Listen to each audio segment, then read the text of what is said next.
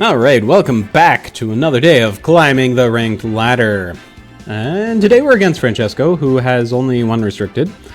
No worries though, it's a very hardcore Sun team, so he's definitely going to be making the most of that particular restricted.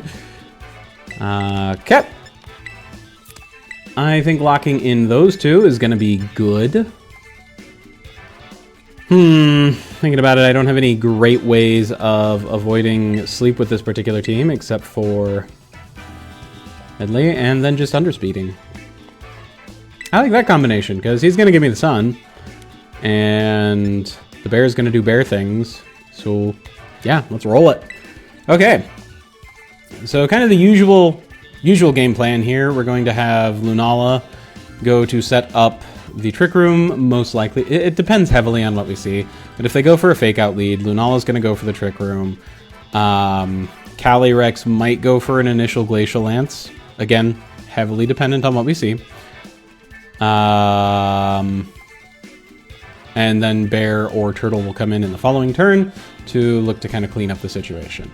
As far as potential leads that they could do, I could see them going with a Gorilla lead for a fake out. Pressure. I could see them leading with the Koraidon for obvious reasons. Yeah, there's a lot of potential over there for a variety of different leads. They've got a lot of things that... Oh, okay. Okay. A lot of things that combo very well together. In this case, I'm actually not terribly worried. Yep, they've got a lot of damage dealing potential over there. But they don't have anything that's spectacularly super effective into our side of the field.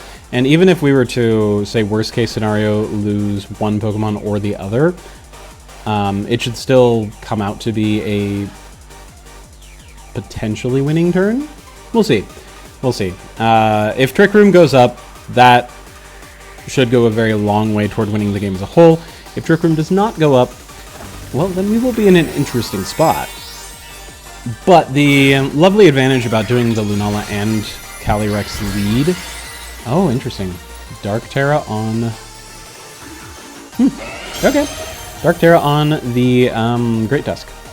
Oof! Gonna hurt! We're gonna hurt! We're gonna hurt! Shadow Shield, save me! It did. My Lunala's leftovers! Rising Volt... What did my Lunala do to you, man? Well, no Trick Room. At least not yet.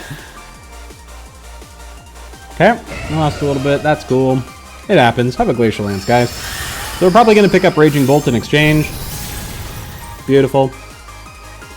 And let's see, what's going to be the next play? I think we're actually just going to go Turtle. And the thought process here behind going Turtle next is that a Turtle demands an attack.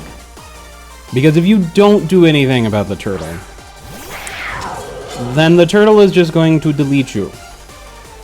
Like, really.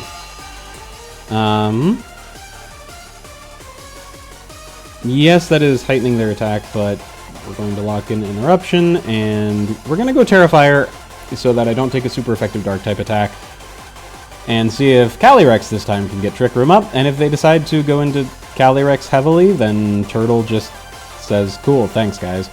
And if they don't go heavily into Calyrex, well then we get our Trick Room up, and you know, it's kind of it's presenting a potential win-win situation here. Calyrex of course has a +1, so if he gets into the Trick Room, he will do just fine with things.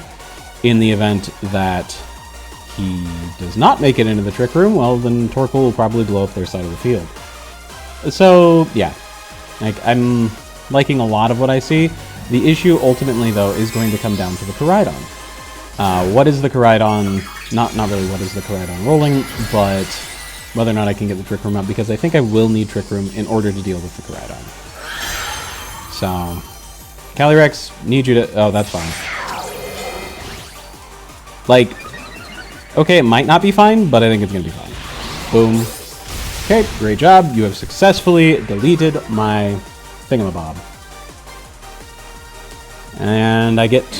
Good job. And I get my Trick Room now. Yay! Trick Room!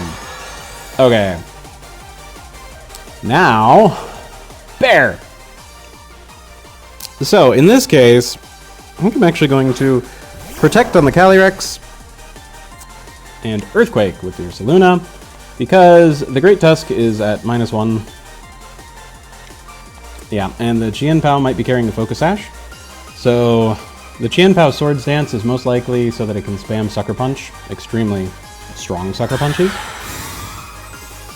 And the Earthquake is meant to... I was right. The Earthquake is meant to break its Focus Sash if it has a Focus Sash. Okay. There we go. Boop. And at the -1 defense of the Great Tusk, I was reasonably confident that we would get the knockout on that, since...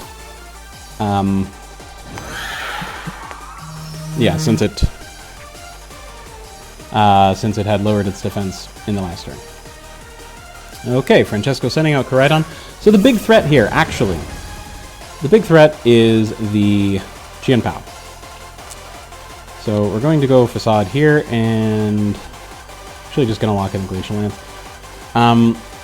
I take it back. That is not the biggest threat. The Koraidon is technically the biggest threat, because I'm reasonably confident that with the bulk on the Ursaluna and the Calyrex, we were going to survive at least one Sucker Punch, even after the Swords Dance, and with the minus defense. This +1 Glacial Lance should remove the Chien-Pao. Yep, there goes the Chien-Pao. So we're in a decent spot. And all that remains is to lock in the Facade and the last Glacial Lance, and that should be game. Ultimately winning via Trick Room.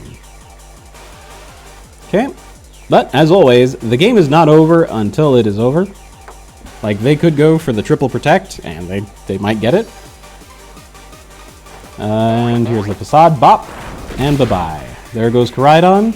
Alright, well, thank you very much for watching today's game. That's a win. Hope that you have a fantastic day, and look forward to seeing you in another game.